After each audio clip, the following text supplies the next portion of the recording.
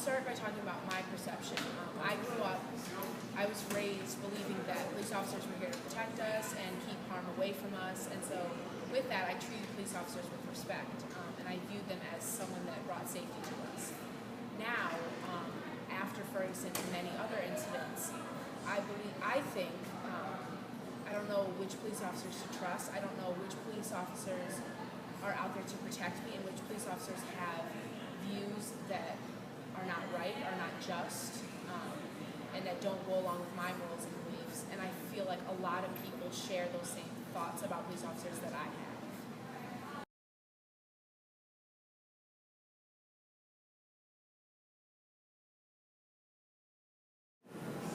I think the first thing police officers need to do is reevaluate why they're a police officer. I think it's important for them to understand why they went into that field, and if they're there to protect all of us, black, white, green, purple, pink, then I think they need to stay in that field and encourage others around them to look at why they joined that job. And I think that things such as cameras being on their outfits or in their cars is very important. If you look at some of the recent events that happened, police officers would not be getting arrested or in trouble for their actions if there was not video cameras or if there wasn't tape of that. So I think one, they need to reevaluate why they're in this career, on this career path, and if they love it and are passionate about it, they need to encourage others around them to stay on a straight path and keep us safe, all of us.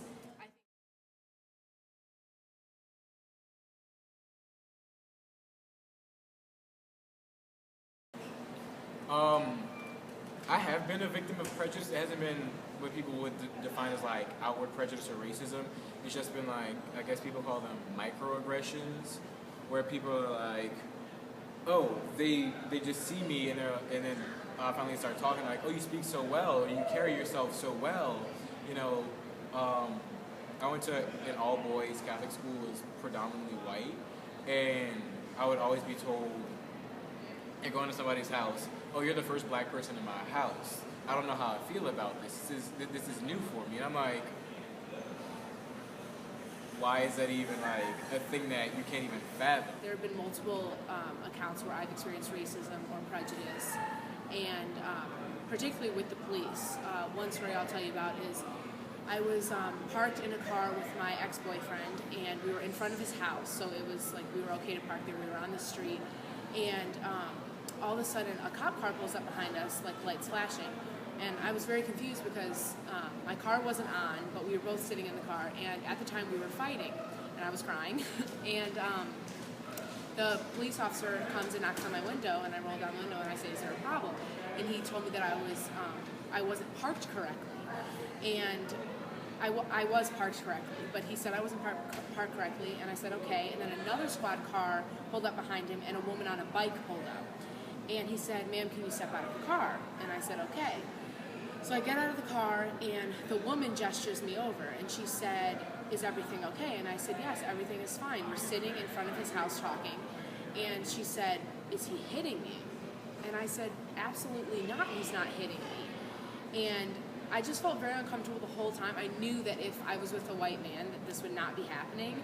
All these police cars, all the, you know, and I just had to reassure her I was totally fine, and it was hard for me to not bring up the fact of race. Like, are you pulling us over because he's black? You know, there's nothing going on here, you know?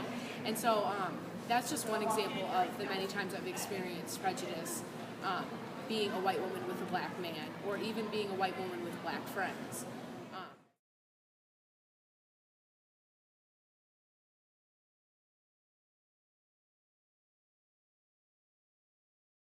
Going on.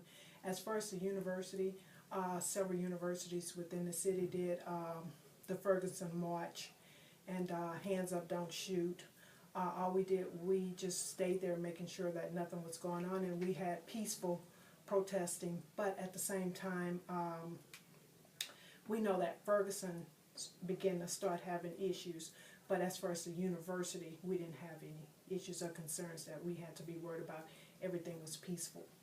As far as changing anything, the university itself didn't change anything, but law enforcement around the United States, really, they now wear body cameras that they have to record everything that's happening. And if their cameras are turned off, then the officer is in violation. But once they make a stop or approach someone, their cameras have to be recording as soon as they call in whatever the call is that they're going on.